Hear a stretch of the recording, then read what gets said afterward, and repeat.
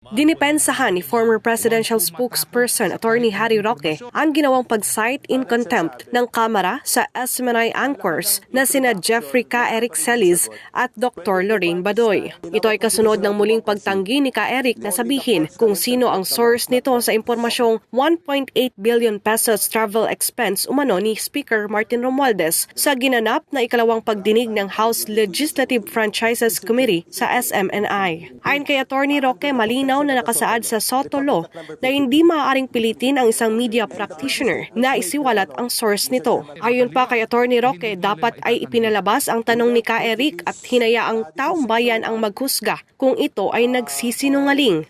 Ano ba ang masamang ginawa ni K. Eric? Siya po'y nagtanong lamang. At ang problema po dito ngayon sa di umano pagdinig sa Kongreso, bakit hindi nila binobroadcast yung tanong ni K. Eric? Di ba po? Bakit hindi nila hayaang ang publiko o maghusga kung meron nga siyang kasinungalingan na sinabi o fake news na ipinapakalat?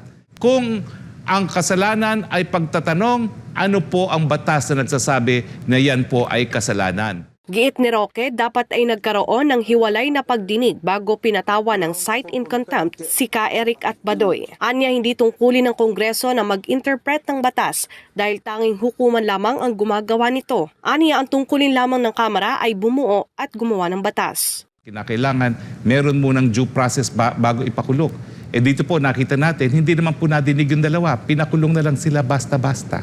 Dapat po nagkaroon ng hiwalay na pagdinig kung bakit sila dapat patawan ng parusa ng criminal contempt kasi ang contempt po ay criminal dahil sa di umano ay hindi pag-reveal ng source o di naman kaya yung pagsabi ng kasinungalingan.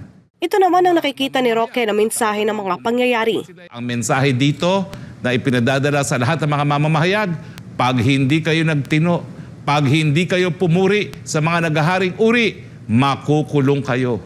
Na isang bagay na talaga naman pong ipinagbabawal ng ating saligang batas dahil nga po sa importansya ng kalayaan ng malayang pananalita. Sa huli, nagpahayag ng pakikiisa si Attorney Roque kila K. Eric at Dr. Badoy. Kayo po'y kikilalanin bilang mga bayani para sa kalayaan ng malayang pamamahayag. Antayin po natin ang husga ng kasaysayan. Samantala, mananatili sa Kamara si K. Eric at Dr. Badoy hanggang sa ma-adapt ang committee report sa franchise investigation ng network. Para sa Diyos at sa Pilipinas kong mahal, Daniela Paulite, SMNI News.